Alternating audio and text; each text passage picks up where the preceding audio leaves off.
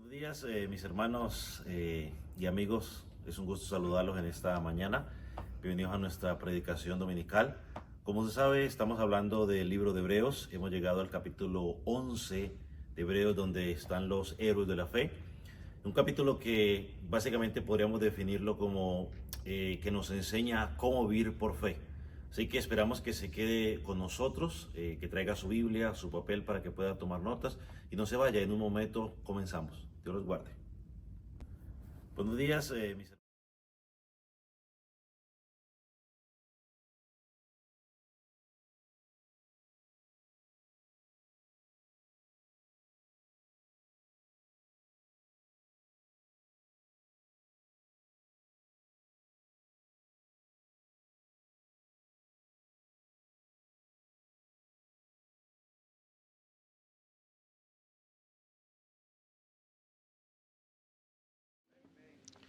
Nuestra confianza está únicamente puesta en Jesús, nuestro Salvador. Si trajo su Biblia, quiero que vaya conmigo al libro de Hebreos, capítulo 11. Y mientras usted busca, pues es un gusto volver a saludarlo el día de hoy. Y que nos estemos uniendo en adoración. Ahora vamos a estudiar la palabra del Señor. Hebreos capítulo 11, versículo 32. ¿Lo tiene? Dice el autor: ¿y qué más digo? Porque tiempo me faltaría contando de Gedeón, de Barak, de Sansón, de Jefré, de David, así como de Samuel y de los profetas, que por fe conquistaron reinos, hicieron justicia, alcanzaron promesas, taparon bocas de leones, apagaron juegos impetuosos, evitaron filo de espada, sacaron fuerzas de debilidad, se hicieron fuertes en batallas, pusieron en fuga ejércitos extranjeros. Las mujeres recibieron sus muertos mediante resurrección. Oremos. Padre, gracias en esta mañana, una vez más, por el privilegio que nos das como parte de tu iglesia a unirnos para adorarte. Ahora que vamos a estudiar tu palabra una vez más, pedimos que tú hables a nuestras vidas de manera especial a través de ella. Señor, permite que tu palabra sea predicada tal y cual como ella está, entendiendo el contexto de toda la palabra, que pueda ser aplicada, que pueda ser de edificación para los que escuchan, que el predicador pueda hablar únicamente tu palabra. Pedimos por los oyentes, para que puedan recibir tu palabra con gozo, para que puedan analizarla en referencia a lo que enseña tu palabra. Señor, y que si proviene de parte tuya, Señor, que pueda ser recibida y que pueda ser aplicada.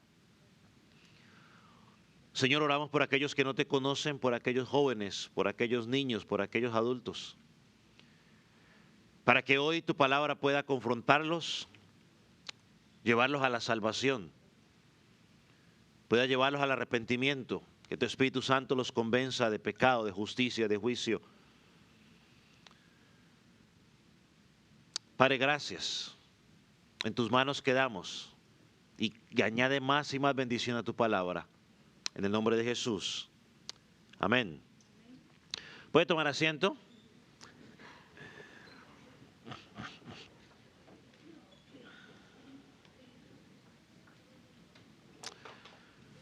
Yo creo que al llegar a esta parte del capítulo 11 de Hebreos,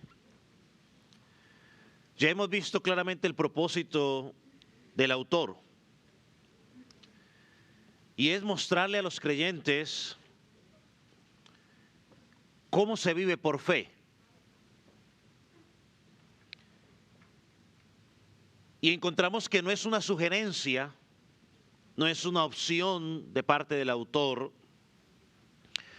sino que nos está diciendo que eso es lo que Dios espera de cada uno de nosotros, que vivamos por fe, porque eso es lo único que nos va a sostener. Y porque esa es la manera en la cual Dios quiere que enfrentemos las dificultades que vamos a tener. Todo este capítulo ha sido una gran enseñanza que nace de una verdad que encontramos en el versículo 10, en el capítulo 10, perdón, versículo 38, donde dice, mas el justo por la fe vivirá. De hecho, es una cita de Habacuc, ¿no? Romanos también lo menciona. El justo por la fe vivirá. El Hijo de Dios no vive por lo que ve o por lo que puede tocar. Vive por fe. Y este capítulo nos ha llevado o nos ha enseñado a cómo podemos identificar una vida de fe. O sea, queremos examinar cómo es que un creyente vive una vida de fe. El autor de Hebreos nos ha mostrado a través de todo el capítulo cómo lo podemos hacer. Y usted va a notar, no nos ha presentado hombres y mujeres que nunca se equivocaron, ¿cierto? Nos mostró hombres y mujeres como usted y como yo, que hemos enfrentado las mismas situaciones y que muchos de ellos se han equivocado como usted y como yo. Así que vivir por fe, dice el autor, no significa de que nunca te vas a equivocar, que nunca vas a pecar. Y aclaro, esto no es una excusa para pecar. Sí, aclaro. Esto no es una excusa para vivir una vida desordenada. El apóstol Pablo lo dijo claramente. Perseveraremos en el pecado, o voy a parafrasearlo de otra manera. Seguiremos pecando porque tenemos la gracia de Dios. Y él contesta, de ninguna manera. Entonces, hombres y mujeres, y hoy vamos a mirar otros que, mejor dicho. Ahora, ¿por qué hace esto el autor? Porque la iglesia a la cual el autor está escribiendo está enfrentando muchas dificultades. Quizás como le enfrenta cualquier iglesia local. Y también vendrían tiempos complicados para usted y para mí. Hoy podemos estar enfrentando muchas dificultades. Más adelante vendrán persecuciones, vendrán sufrimientos, vendrán presiones sobre nuestra fe. El autor nos está preparando cómo debemos reaccionar en esos momentos. Y lo que el autor quiere decirnos es, mira, todas las pruebas y dificultades que vas a enfrentar en tu vida, debes enfrentarlas de la misma manera que lo enfrentaron estos hombres del pasado. ¿Cómo lo enfrentaron? Con fe. Es decir, lo enfrentaron confiando en Dios. Aunque muchas veces no entendían el por qué estaban pasando lo que estaban pasando. Si no, preguntémosle a Job. Ahora, cuando el autor llega al versículo 32, el autor está por cerrar el capítulo. Y él va a empezar a concluir. Pero todavía tiene mucho que decir, dice él. Es como, y lo interesante es que es como cuando al predicador se le acaba el tiempo, y ya ve que se le acaba el tiempo, entonces termina rápido. Aquí él dice, bueno, ya tengo que acabar, y rápidamente comienza a decir, bueno, me faltaría mucho tiempo para hablar, pero tengo a Gedeón, tengo a Barak, tengo a Sansón, tengo a Jefre, tengo a David, tengo a Samuel, y tengo a los profetas, y tengo otros cuantos más. No me va a alcanzar el tiempo. Pero una de las características de todos estos personajes que él empieza a mencionar es que todos ellos vivieron por fe. Y dice que a través de su fe, ¿qué hicieron? Vencieron reinos, hicieron justicia, alcanzaron promesas, cerraron boca de leones, apagaron fuegos impetuosos, intensos, escaparon de espada, se fortalecieron cuando estaban débiles y hasta pusieron ejércitos enemigos en retirada. Y todo lo hizo, y al final dice, y hubo hasta mujeres que recibieron de vuelta a sus muertos porque fueron resucitados. Y todo esto lo hicieron por fe. Ahora, ¿qué nos quiere decir el Señor con todo esto?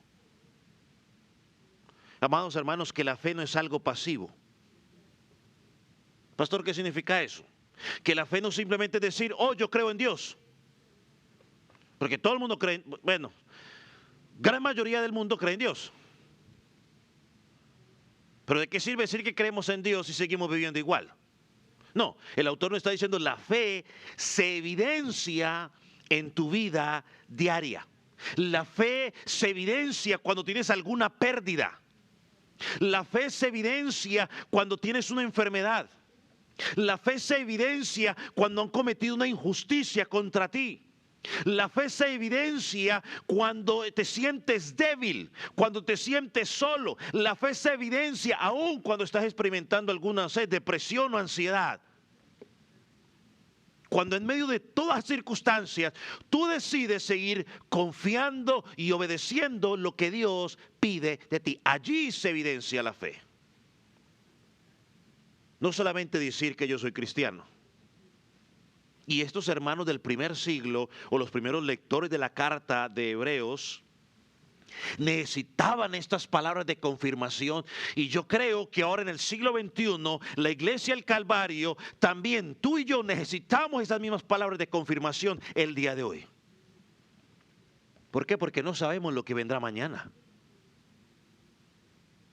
Pero sí sabemos quién va con nosotros. No sabemos qué va a pasar mañana. Pero por lo menos sí sé quién va conmigo. Como dijo el profeta Samuel, ¿no? Hasta aquí nos ha ayudado el Señor. Y lo seguirá haciendo.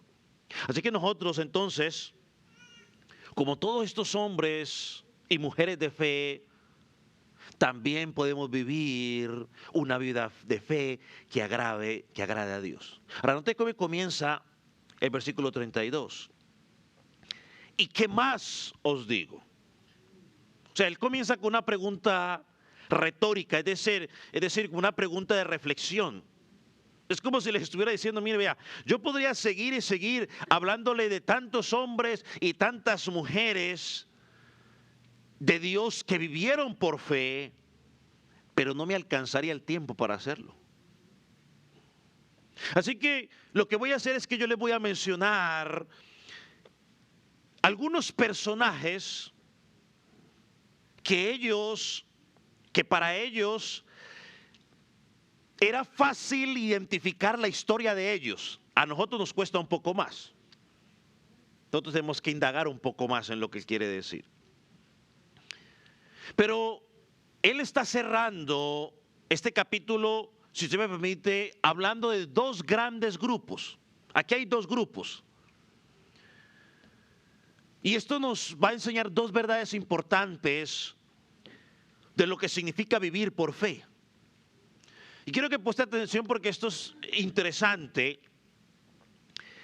El primer grupo que el autor nos presenta es que dice que hubo creyentes que vivieron por fe y por la fe vencieron. Ese es el primer grupo. Y lo vamos a encontrar en los versículos que leímos el día de hoy, desde el versículo 32 hasta el versículo 35. Dice de ellos que vivieron grandes victorias, dice que Dios les dio fuerza, dice que Dios les dio sabiduría, les dio valor, les dio poder. ¿Para qué? Para conquistar, para lograr cosas que parecían imposibles para los hombres. Fueron personas que en medio de dificultades, luchas, confiaron en Dios y que Dios les dio la victoria. Así que podríamos llamarlo, quizás alineándolo con los últimos dos sermones, los últimos dos tópicos de Josué y de Rahab, una fe que conquista. Por su fe conquistaron. Pero hay un segundo grupo. No lo vamos a hablar el día de hoy, sino en 2 semanas, si Dios lo permite, Este segundo grupo aparece desde la segunda parte del versículo 35 hasta el versículo 38. ¿Y cuál es lo interesante de este segundo grupo? Este es un grupo totalmente distinto al otro. Este grupo no son creyentes que hayan conquistado, sino que son creyentes que ¿qué? Que sufrieron. Son creyentes, miren lo que voy a decir, que no fueron librados del dolor ni de las persecuciones. Tuvieron que soportar pruebas durísimas, maltratos, encarcelados. Algunos perdieron su vida y el autor dice, pero aún así permanecieron por fe. Dos grupos distintos. Porque el primer grupo nos gustaría a todos, ¿no? Victoria tras victoria y triunfo tras triunfo. Pero está este otro grupo donde ya no hubo victoria, sino todo lo contrario.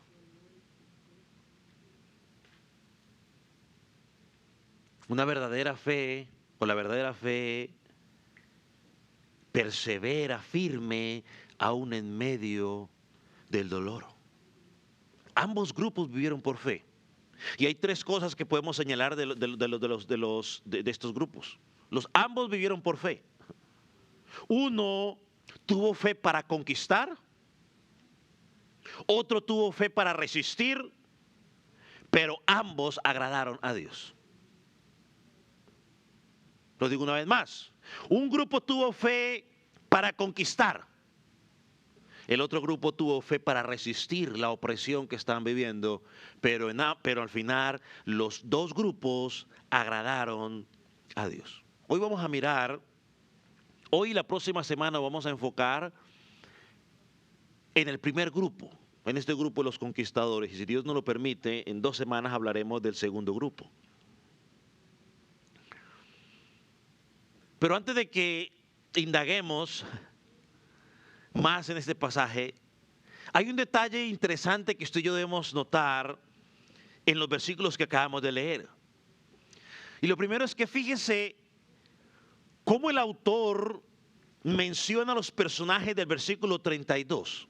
Y preste atención, porque él no los menciona en orden cronológico, es decir, lo que pasó uno después del otro, así, no.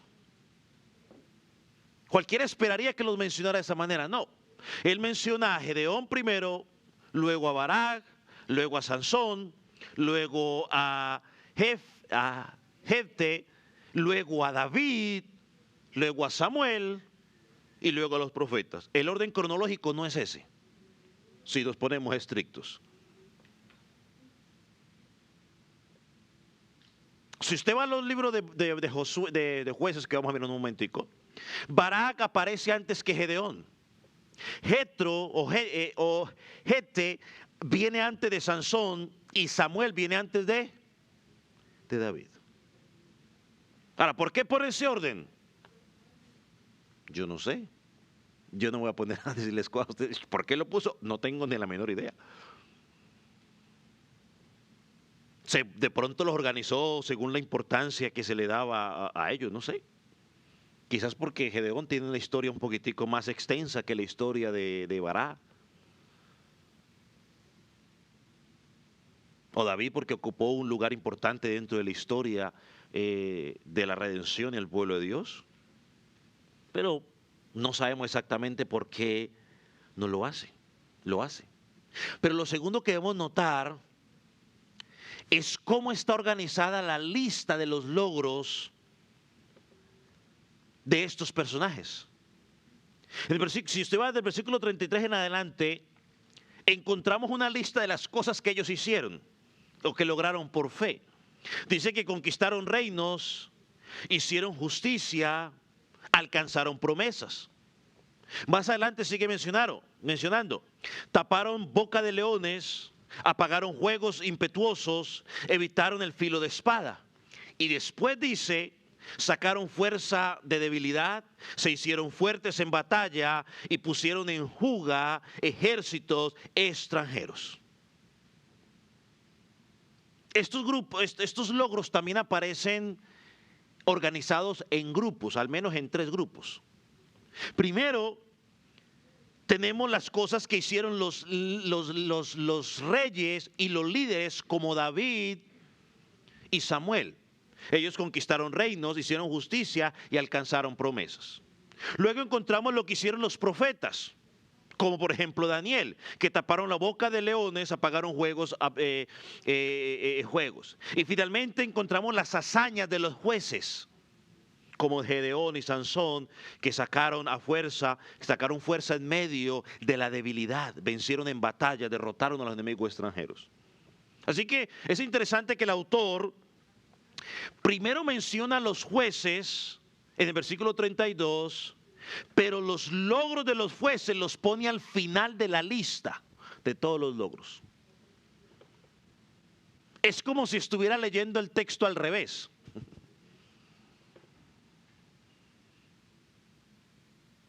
Primero da los nombres en un orden y luego pone los logros en otro orden. ¿Por qué lo hace? Pues no sabemos. El Espíritu Santo sabrá por qué lo hizo de esa manera. Pero ¿qué es lo importante? Creo que lo importante no es los logros. Lo importante es que el autor quiere mostrar que todos estos hombres, por la fe, vencieron a sus enemigos. La fe los llevó a la conquista. La fe los llevó a la victoria. La fe nos da fuerza para enfrentar nuestras debilidades. Ahora sí, vamos a tratar de empezar a mirar el día de hoy estos 4 jueces que se nos presenta. Y de hecho, como ya lo mencioné, no fueron perfectos. Cometieron muchos errores, o cometieron, mejor digámoslo, muchos pecados. Pero vivieron unas vidas confiando en Dios.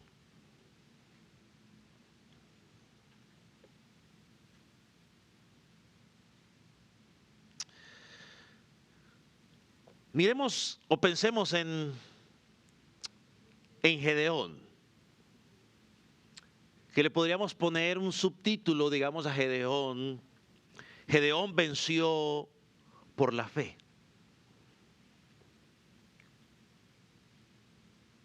Oh, no, ese no es este. Gedeón, cuando el débil confía. Gedeón, cuando el débil confía. La historia de Gedeón, normalmente usted la va a encontrar en Jueces capítulo 6 al capítulo 8. No vamos a leer todos los capítulos, vamos a mirar algunos ejemplos. Pero yo quiero que quizás usted no conoce un poco esto, pero lo quiero mencionar para que se ponga en contexto. Le voy a dar una reseña rápida del libro de los jueces. El tiempo de los jueces es una historia triste, digamos, de la historia de Israel. Después de la muerte de Josué, el pueblo se alejó de Dios. Leemos que los israelitas comenzaron a hacer lo malo ante los ojos de Dios, comenzaron a adorar otros falsos dioses, y en lugar de seguir al Dios que los había rescatado de Egipto, se apartaron de Dios, vivían como bien les parecía, hacían lo que les daba su soberana voluntad. Jueces lo resume, en Jueces 17 el juez lo resume de la siguiente manera: cada uno hacía lo que bien le parecía. Cada uno hacía lo que bien le parecía. Es decir, pastor, ¿qué significa hacer lo que cada bien lo que no le parece? Bueno, cada quien anda conforme a sus propios deseos, ignorando lo que la palabra de Dios dice. Ese era el ambiente espiritual en los tiempos de los jueces. Había idolatría, había desobediencia, había un caos total. Como consecuencia de eso, Dios permitió que las naciones enemigas los oprimieran, los conquistaran y empezaran a hacerles la vida imposible. Y fue en esos momentos donde entonces Dios comienza a levantar jueces para liberarlos de la opresión. Y ahí es donde aparece nuestro primer juez que estudiaremos el día de hoy, que es Gedeón. Ellos estaban siendo oprimidos por los madianitas, un pueblo numeroso. Y cada vez que Israel sembraba, los madianitas venían y destruían todo lo que ellos estaban haciendo, les hacían la vida imposible. Entonces, cuando ellos empiezan a mirar qué es lo que está pasando, Dios envió un profeta y les dice: mire, vea, ustedes están así porque ustedes han abandonado al Dios que los sacó de Egipto. Y Dios entonces, en su gracia, se le aparece a un joven llamado Gedeón. O sea, en lugar de llamar a los líderes, pues llamó a este Gedeón.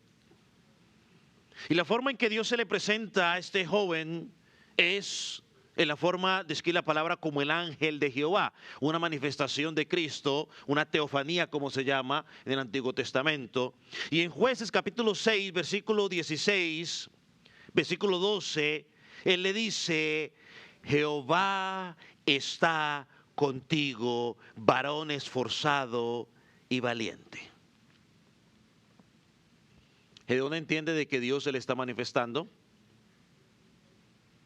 en medio y le dice: pero si hay tanto sufrimiento, ¿por qué estamos viviendo de esta manera? Cuando usted va al versículo 14 del versículo 6, del capítulo 6, y en el 22,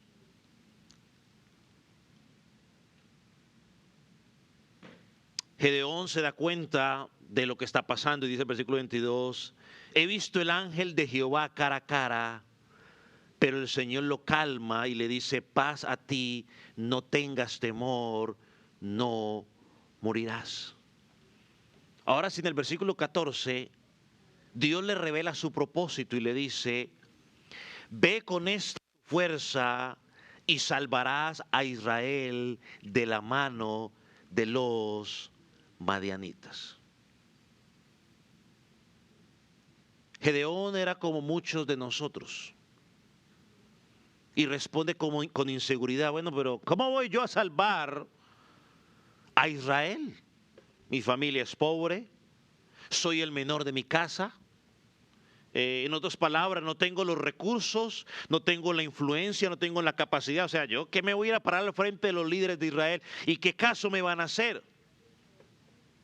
Pero es que Dios no lo escogió por su fuerza, no lo escogió por su experiencia, sino que lo escogió para mostrar la victoria que Dios daría por el poder de Dios, no por el poder ni las habilidades humanas. Por eso en el versículo 16, Jehová le asegura, Jehová le dice en el versículo 16, mire, Jehová le dijo: ciertamente yo estaré contigo y derrotarás a los madianitas con un solo hombre.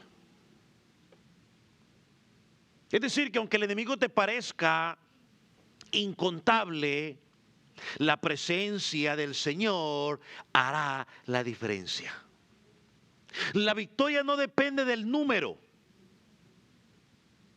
Escuche, la victoria no depende de la estrategia,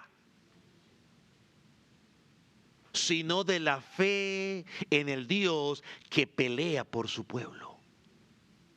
A veces estamos desesperados buscando estrategias y estrategias y estrategias, y se nos olvida que no se trata de estrategia, se trata del Espíritu Santo haciendo la obra. Si el Espíritu Santo no hace la obra, podemos planear la mejor estrategia humanamente hablando y no va a servir de nada. Este es el mensaje que el autor le da a los hebreos por medio de Gedeón. Él le dice: Gedeón conquistó por fe. Gedeón no conquistó por fuerza. Gedeón no conquistó por su valentía natural, sino porque creyó en lo que Dios le había dicho y obedeció. Usted puede leer toda la historia, no tenemos el tiempo para leer toda la historia, pero obedeció en todo lo que Dios le pedía. Y Dios le dio la victoria. El segundo juez que encontramos es Barak. Y un subtítulo que podíamos tomar de Barak es: Barak obedeció a pesar del temor. Es el siguiente que nos menciona aquí nuestro autor en Hebreos. Y su historia está en el capítulo 4 y capítulo 5 del libro de Jueces. Después de la muerte de Ahab, el pueblo de Israel volvió a apartarse del Señor y a hacer lo malo. Algo, creo que lo mencioné, no me acuerdo si lo mencioné, pero lo digo, si lo estoy repitiendo, pues me perdona, pero me disculpa. No, creo que no lo mencioné. El pueblo se desviaba, Dios los castigaba y los oprimían, Dios enviaba un juez, Dios le daba la victoria, ellos decían: Dios, ahora sí, Señor, ahora sí voy a ser fiel a ti, Señor, ahora sí esto, y le prometían el cielo y la tierra. Días después o meses después, ¿qué pasaba? Volvían a lo mismo. Entonces el pueblo se desvió otra vez y Dios permitió que cayeran en manos de Jabín, el rey de los cananeos, quien los oprimió con un poderoso ejército. En ese tiempo, Dios levantó a una mujer, que usted la va a identificar, llamada Débora. Hoy hay muchos grupos que se llaman por ahí las Déboras, pero eso ya es otra historia, de pronto en honor a ella. Pero ella era una profetisa y también gobernaba en Israel. El pueblo acudía a ella para conocer la voluntad de Dios. Un día Débora llamar a Barak, quien probablemente quizás era un líder militar, y le recordó algo importante que Dios ya le había dicho a él, sino que posiblemente por miedo se estaba haciendo el loco. Esto está allí en el versículo 6 y 7.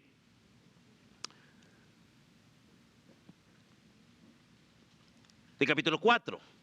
Dice: ¿no te ha mandado Jehová Dios de Israel diciendo: ve, junta a tu gente en el monte de Tabor y toma contigo 10,000 hombres de la tribu de Neftalí y de la tribu de Zebulón? Y yo traeré hacia ti el arroyo de Sisón a Sisara, capitán del ejército de Jabín, con sus carros y sus ejércitos, y los entregaré en tus manos. Lo que Débora estaba haciendo era llamar a Barak y decirle: Barak, confía en lo que Dios ya te ha dicho que va a hacer. Él, quizás por miedo, no quería obedecer, y cuando es confrontado con la palabra que Dios le había dicho a través de la profetisa, dice el versículo 8: si tú fueres conmigo, yo iré, pero si no fueras conmigo, no iré. Algunos quizás ven esta declaración de Barak como una señal de debilidad. Pero yo creo que lo que Barak estaba haciendo allí es asegurándose de que Dios estuviera con él. Es lo que él está haciendo allí. Si Débora en ese momento era la voz de Dios, qué mejor saber que ella está ahí cerca, porque representaba que la presencia de Dios debe estar con ellos. No era cobardía, era simplemente una fe que quería mantenerse apegada a la palabra del Señor. Débora acepta ir, pero le advierte al profeta que la victoria final no será para él, sino para una mujer. Es decir, Dios mostrará su poder usando a un medio, al medio menos esperado. ¿Para qué? Para que la gloria sea para Dios. Barak obedece, va a la guerra con los 10,000 hombres que Dios le indicó, derrota al ejército cananeo, pero el capitán enemigo logra escapar por un tiempo. Corre y se esconde en la tienda de una mujer llamada Jael,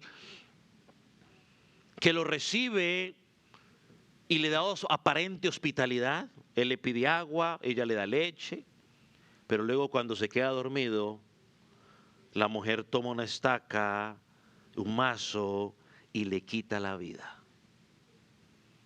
Así que la promesa de Dios se cumple tal como lo había dicho. Jueces capítulo 4, versículo 23 dice lo siguiente: así abatió Dios aquel día a Jabín, rey de Canaán, delante de los hijos de Israel. Lo abatió Dios. ¿Qué ocurrió con esa victoria? No fue fuerza humana, no fue una estrategia militar humana, fue por fe, porque Barak escuchó la palabra de Dios, Barak creyó lo que Dios le había pedido, Barak obedeció, y aunque no fue él el que mató a este general o a este rey, confió en que Dios cumpliría su palabra, incluso cuando una mujer común y corriente terminó con este hombre. Barak no buscó su propia gloria, sino que se apoyó en el plan de Dios. Y este Jael, esta mujer, fue instrumento en las manos del Señor para mostrar su poder. Eso es lo que hace la verdadera fe. La verdadera fe confía, se somete a la voluntad de Dios y le da la gloria a Él. Y añado algo más: no anda buscando la gloria a esa persona. Es que yo lo hice, es que yo lo hice, es que yo lo hice. No, la gloria es del que lo hizo, de Dios. El tercer juez que encontramos, Sansón. Esta la podemos llamar un subtítulo: Sansón, la fe en medio de la debilidad. Sansón sí es uno de los personajes más conocidos del Antiguo Testamento, más que Gedeón. Muchos se saben la historia de Sansón al derecho y al revés.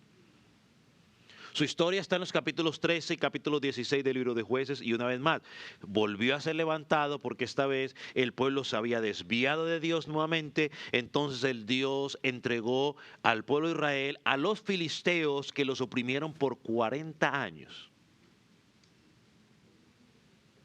O sea, aquí estamos resumiendo cosas que pasaron por mucho tiempo.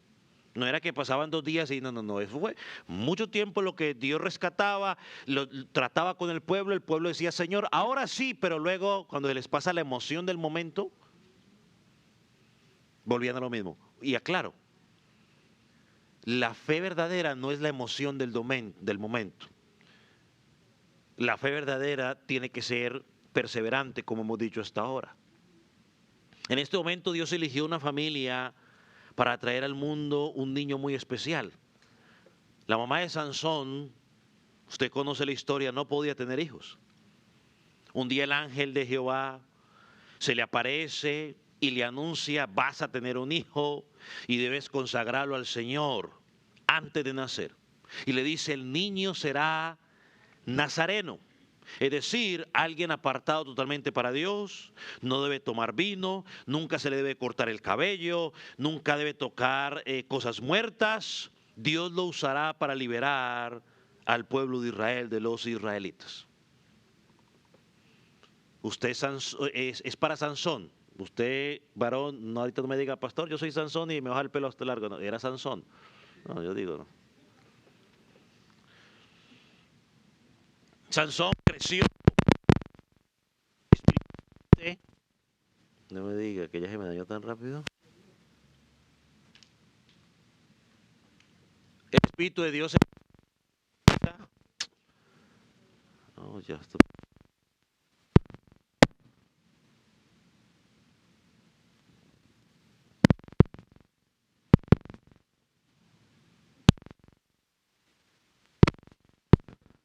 Es que ya.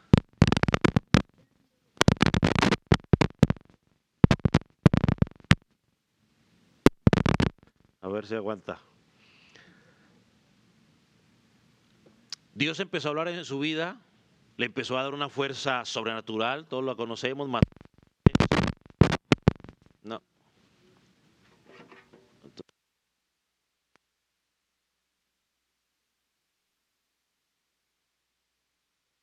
Probando sonido. Nomás asegúrese que este esté saliendo en vivo, porque no van a quedar los que están en línea, que no escucho. Dios entonces le dio fuerza sobrenatural, mató un león con sus propias manos. En otra ocasión venció con una quijada de un burro 1000 de los enemigos. Pero sin embargo, de que fue consagrado a Dios, Sansón no vivió como alguien dedicado al Señor. En su momento comenzó a tomar decisiones imprudentes. Tocó animales muertos, desobedeció lo que Dios había ordenado, se emborrachaba, se enamoró de mujeres extranjeras que adoraban otros dioses, visitaba mujeres de baja reputación. En lugar de dejarse guiar por la voluntad de Dios, Sansón vivía guiado por sus propios deseos. En su desorden se enamoró un día de la famosa Dalila. Y cuando los filisteos se dieron cuenta, comenzaron a decirle a Dalila: Dalila, te damos dinero para que nos digas cuál es el secreto de Sansón, para poder atraparlo, porque ya estamos desesperados. En 3 ocasiones él le contó un cuento chino y le mintió, y cuando venían los filisteos, pues Sansón se levantaba y los acababa, hasta que por fin, después de empezar ella con tanto moleste, lo convenció, y Sansón le dijo la verdad. Le dijo: el día que me corten el cabello, hasta ahí llega la fuerza. Dalila, pues usted sabe lo que hizo, lo durmió, le cortó el cabello, llamó a los filisteos. Cuando el Sansón quiso levantarse para echarles manos, se dio cuenta de que el Espíritu de Dios se había apartado, perdió la fuerza, lo encadenaron, le sacaron los ojos y lo metieron preso. Fue humillado, maltratado, pero en medio de su humillación Dios comenzó a trabajar en su vida. Sansón se dio cuenta de que todo lo que había hecho mal, y dejó de pensar a confiar en sí mismo y comenzó a confiar una vez más en Dios. Su cabello comenzó a crecer otra vez y su fe comenzó a fortalecerse. Aclaro, ahora no vaya a tomar usted la vida de Sansón como un ejemplo para vivir usted. Y luego por ahí al final me arrepiento. Hay situaciones en la Escritura, hermano, que fueron ejemplos específicos y puntuales para explicar algo específico. Ahora no es para que nadie diga: bueno, pues si Sansón al final tuvo la oportunidad, yo también. No juegue con la gracia de Dios. Primera de Juan dice que el que espera el regreso de Jesucristo se purifica a sí mismo día a día para encontrarlo. Así que aclaro eso ahí, hago ese paréntesis. Un día dice la palabra que los filisteos organizaron una fiesta en honor a su dios Dagón, su dios pagano, un dios falso, y trajeron a Sansón para entretenerse con él, para burlarse de él. En medio de la humillación, Sansón pidió que lo colocaran frente a las columnas que sostenían el edificio donde toda esta gente estaba burlándose, y allí oró a Dios. Le pidió fuerza a Dios una vez más, y no para su gloria, sino para la gloria de Dios, y para que Dios pudiera cumplir su propósito. Y el propósito por el cual Dios lo había llamado, que era para destruir a los filisteos. El Espíritu Santo vino sobre él una vez más, le dio la fuerza, y Sansón derribó el edificio donde estaban los filisteos, y ese día mató más filisteos de todos los que mató en su vida. Pero Sansón también murió allí. Murió confiando en Dios, haciendo la voluntad de Dios. Por la fe destruyó, por la fe conquistó, por la fe volvió a poner sus ojos en el Señor.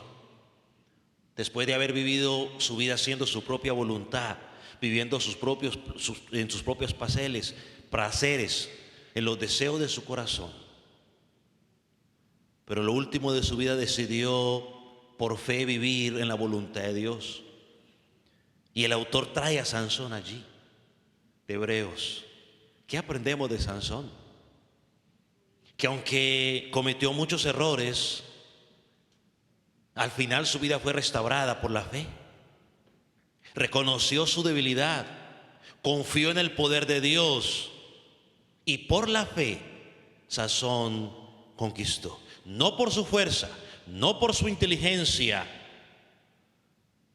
sino porque confió en el Señor. Y el autor trae este ejemplo, no para resaltar la vida desordenada de Sansón, sino para resaltar la fe que tuvo.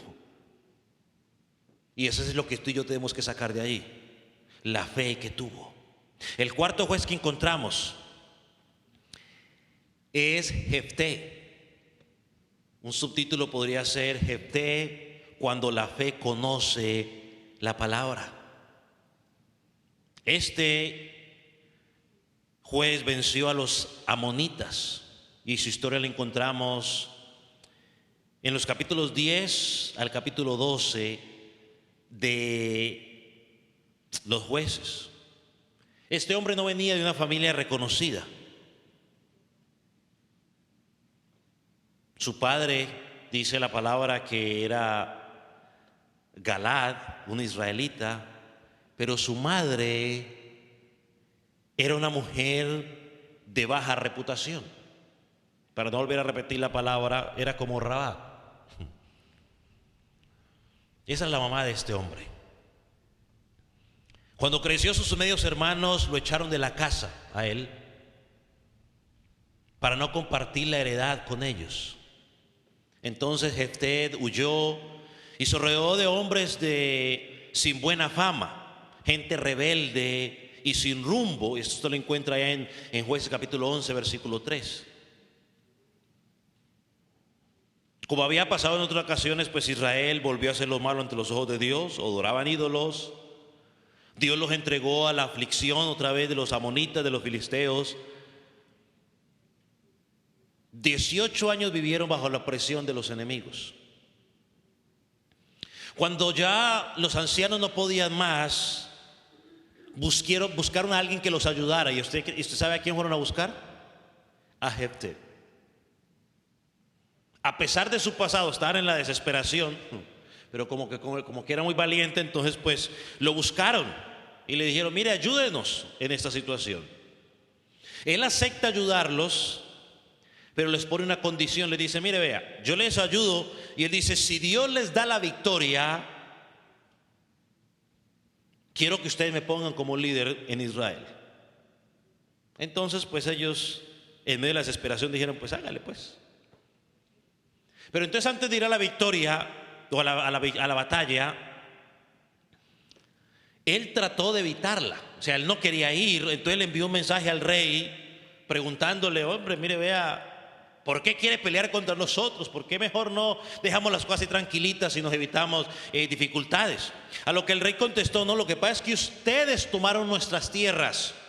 Por eso vamos a conquistar, a atacarlos para recuperar nuestras tierras. Y la respuesta de este hombre, a pesar de que venía un trasfondo así medio, es sorprendente, porque tenía un conocimiento de fe y le explicó al rey realmente lo que había pasado. Y él le dice: un momento, Israel no le ha quitado las tierras a ustedes, de Moab y Amón. No, nosotros no las hemos quitado. Nosotros pedimos permiso para pasar, ustedes no nos dejaron pasar. Entonces Dios entregó esas tierras a nosotros, Dios las conquistó por nosotros. Esas tierras son una herencia que Dios nos ha dado. Interesante la respuesta de este hombre. No era de los líderes de Israel, pero conocía lo que Dios había hecho por su pueblo. Habla de su fe. Y él concluye su respuesta con esto ahí en Jueces capítulo 11, versículo 27. Mire lo que le dice. Y creo que esto es una conclusión hermosa y a la vez profunda. Y dice: Jehová es el juez. Juzgue hoy entre los hijos de Israel y los hijos de Amón. Impresionante la fe y el conocimiento de Jefté.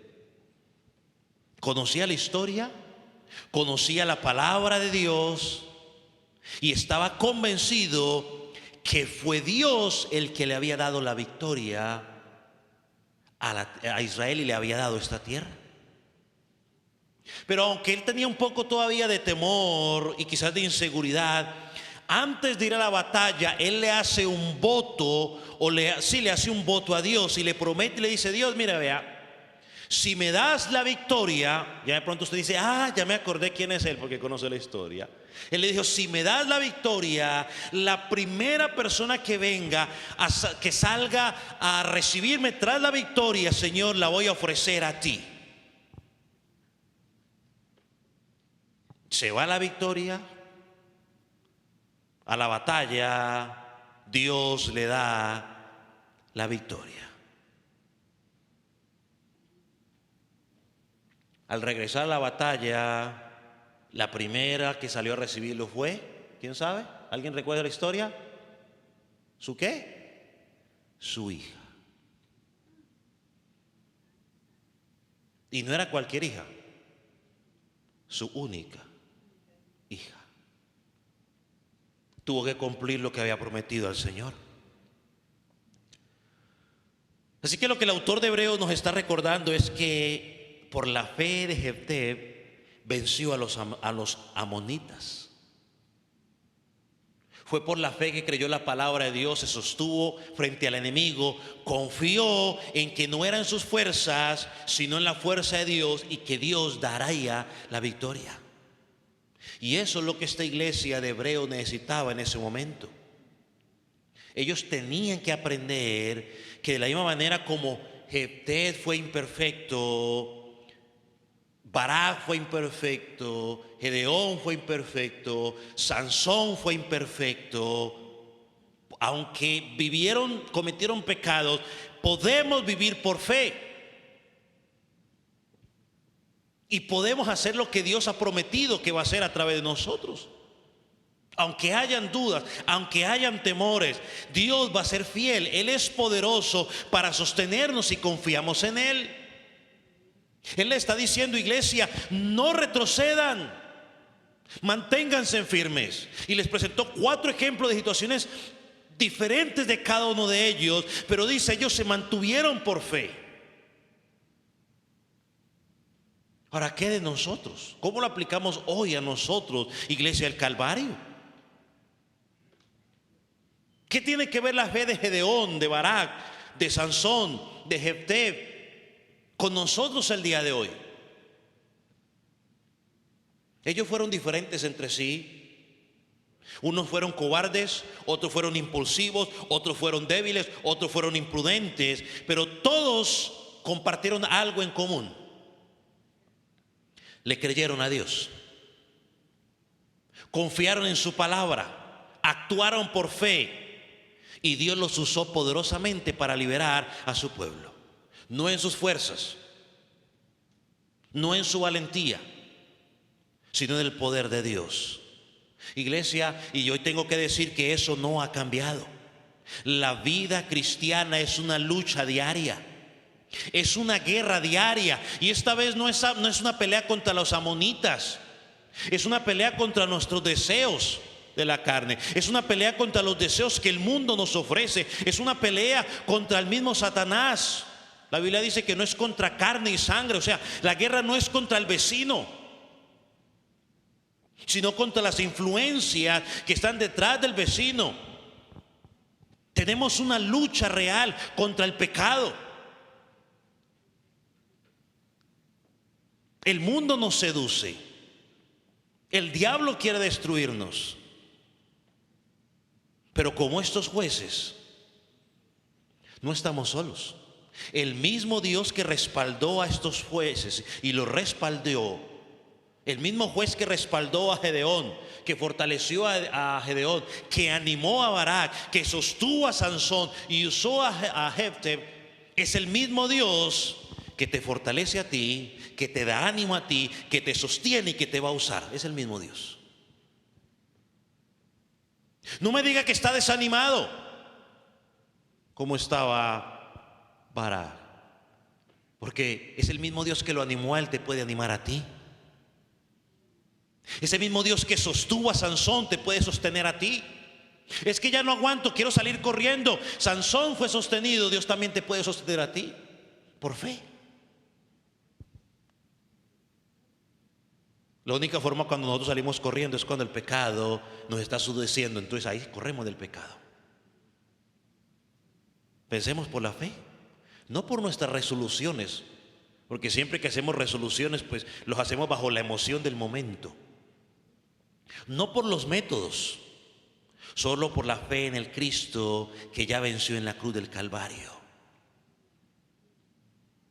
Amado hermano, no confíes en ti mismo. Mira al Señor. Es que yo siempre lo sigo diciendo cuando lleguemos al capítulo 12. El autor dice, puesto los ojos en Jesús. No hay victoria fuera de Jesús. Y recuerde que victoria no siempre va a ser triunfo. Hablando humanamente, quizás humanamente uno lo puede ver como una derrota, pero espiritualmente es un triunfo, es una victoria.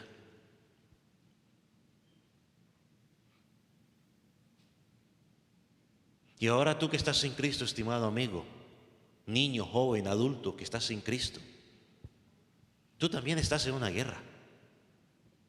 Quizás no la ves o no la entiendes, pero estás bajo la esclavitud del pecado, es decir, que haces lo que el pecado te dice que debes hacer. Por eso no puedes salir de la situación en la que encuentras. Es que yo no sé cómo salir de aquí. Pues es que estás esclavizado, estás atado al pecado. Intentas limpiar tu vida y no la puedes limpiar, porque no se trata de tus fuerzas. Y en lugar de salir, sientes que vas cada día más y más en pecado. Nunca sales de ese vacío. ¿Y sabe qué es lo peor de ello? Que la ira de Dios sigue sobre tu vida. Porque eso es lo que dice la Escritura. Porque no has creído en su Hijo. Pero Dios hoy en su gracia te está diciendo, cree en mí.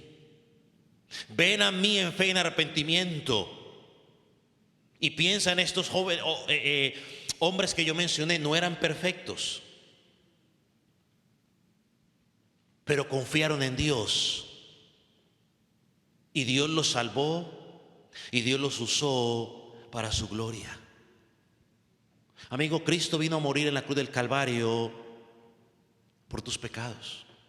Cristo sí, un día vino y estuvo en un pesebre, pero no se quedó como bebé.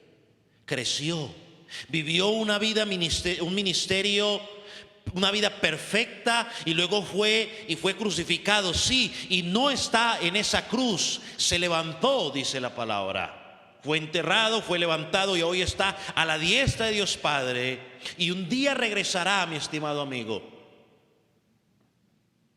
y va a levantar a todos aquellos que esperan su venida. Amigo, no pongas tu esperanza en ti mismo. No confíes en tu propia religión.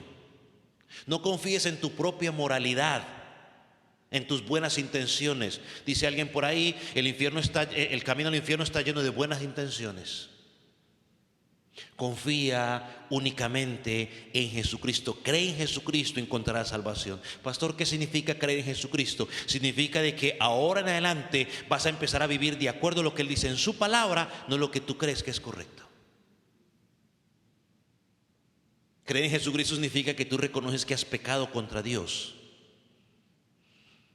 que eres culpable y que el único que vivió una vida perfecta fue Jesucristo. Tú aceptas su sacrificio en la cruz del Calvario y dices, de hoy en adelante doy una vida de arrepentimiento, es decir, doy un cambio de 180 grados en mi vida, cambio de dirección. La Biblia dice que Él no desecha a nadie que viene a Él en arrepentimiento y creyendo. Estimado amigo, hoy puedes pasar de muerte a vida si crees en Jesucristo. Puedes encontrar salvación. Hoy puedes comenzar a vivir una vida diferente.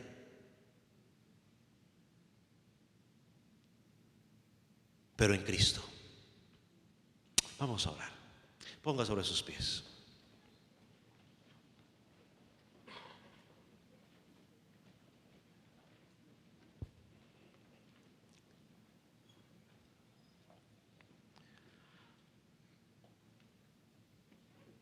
Padre, te damos gracias por tu palabra.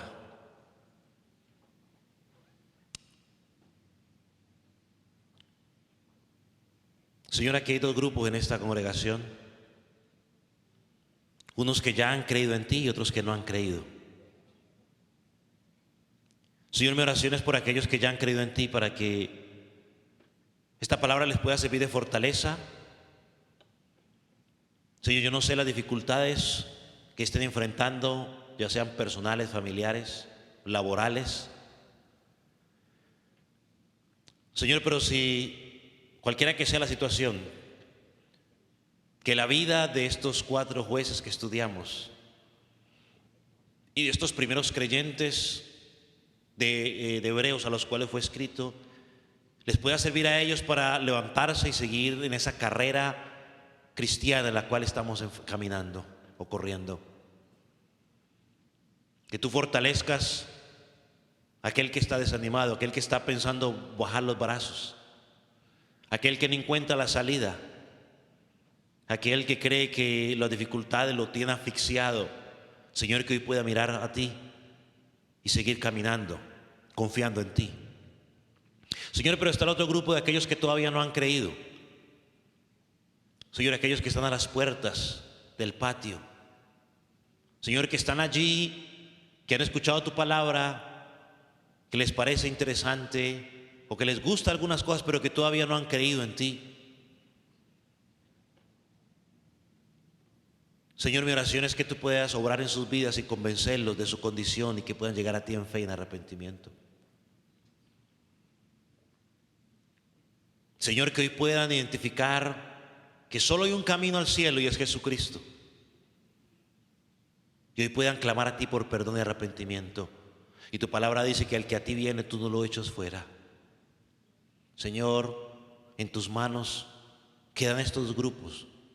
Tu palabra ha sido predicada, Señor, y que ella pueda ser, que haya sido oída, como dice tu palabra, que el que tenga oídos que oiga lo que el Espíritu de Dios a través de la palabra y el predicador dijo hoy a la iglesia.